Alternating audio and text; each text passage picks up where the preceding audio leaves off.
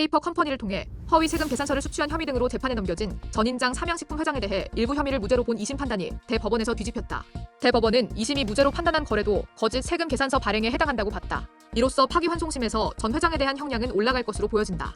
대법원 세부는 27일 특정 범죄 가중처벌 등에 관한 법률 위반 등 혐의로 기소된 전 회장에 대해 징역 1년 6개월에 집행유예 3년, 벌금 6억 5천만 원을 선고한 원심을 파기하고 사건을 서울고법으로 돌려보냈다.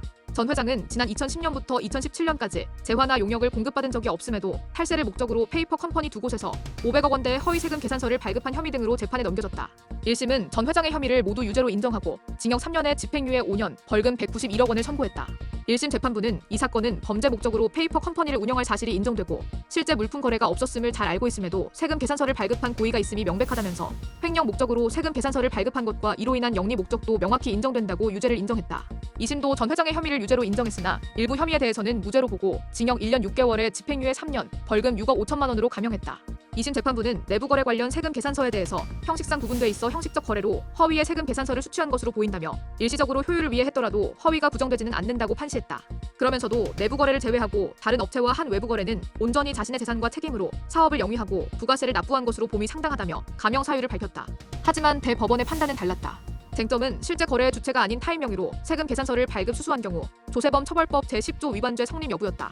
대법원은 원심에서 유죄로 판단한 내부 거래를 제외한 나머지 부분 거래도 거짓 세금 계산서 발급 등에 해당한다고 봤다.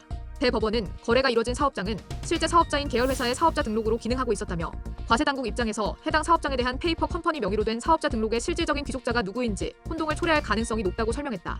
이어 계열회사는 페이퍼 컴퍼니의 명의만을 빌려 사업자 등록을 하고 실제 사업을 하려는 것이 아닌 횡령의 목적이나 그 과정에서 페이퍼 컴퍼니로 계열회사의 매출을 이전시키면서 페이퍼 컴퍼니 명의의 기존 사업자 등록을 이용해 세금 계산서를 거짓으로 발급 수취하는 등의 행위를 했다고 판단된다고 부연했다.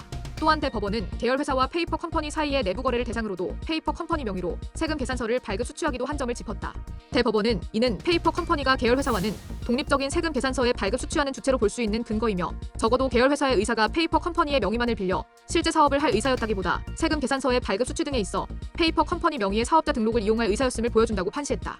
이처럼 대법원이 2심 무죄 부분에 대해 유죄 판단을 내린 만큼 파기환송심을 거쳐 전 회장의 형량은 올라갈 것으로 보인다.